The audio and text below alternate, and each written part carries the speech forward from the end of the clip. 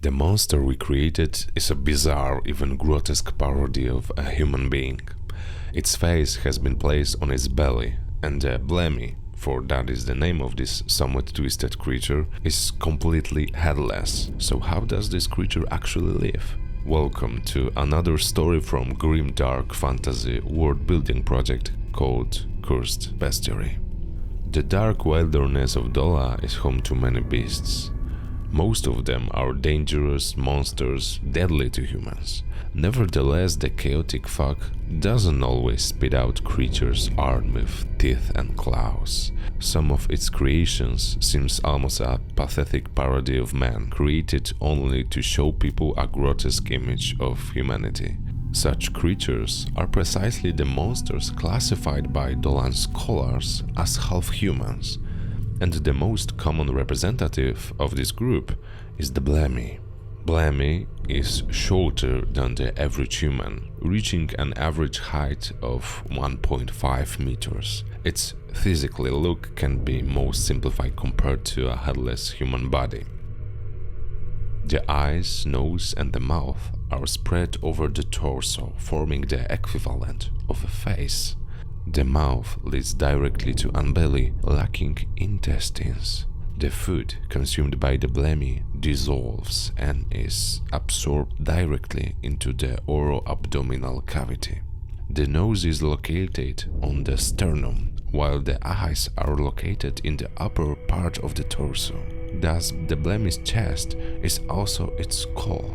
It's important to say that Blemie, like any creature of chaos, has no physiological needs. Thus, it doesn't need to eat, and the purpose for which it periodically consumes food is completely unclear to human researchers. The monster's overall posture is quite frail, and knocking it down is no challenge for the average person. Nevertheless, Blemie counters these shortcomings with its extraordinary agility, so creature is difficult to catch or even hit. Blemies usually avoid fighting humans, often running away to a safe distance in panic. However, these monsters are extremely vicious and malicious despite their fragile posture.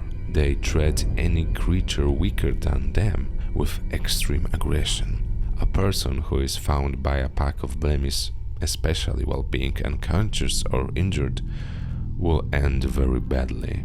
Such a person can be sure that the Blemies will treat him with cruel torture, leading to a long and painful death. Human children are especially exposed to the wrath of the Blemies. The beasts are capable of sneaking into the human settlements at night to steal sleeping infants. But what about the social life of the Blemies? Blemies groups can number from a few to dozens of individuals.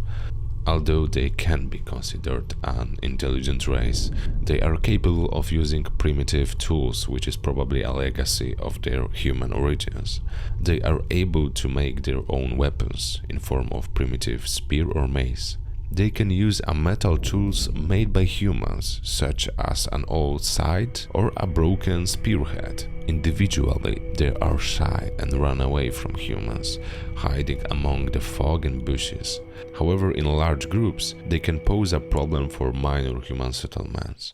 Empowered by their numbers, Blemies then become a serious threat, openly attacking everything in sight. Filled with hatred for humans, they make small-scale raids aimed at making life miserable for peasants.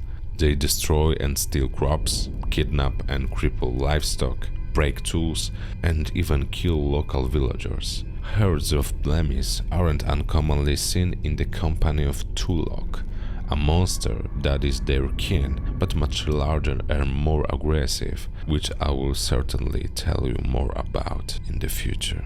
Blemies can be found almost all over the land of Dola, although most of their herds are found in the moderate forest in the center of the country. They are a common problem for the countryside population, being the most common target for the peasant militia and the military of the respective city-states.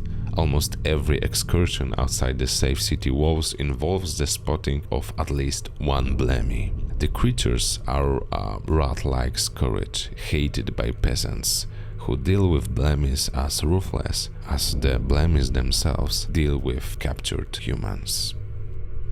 Be sure to check out more artworks from the Cursed Bestiary. See you soon.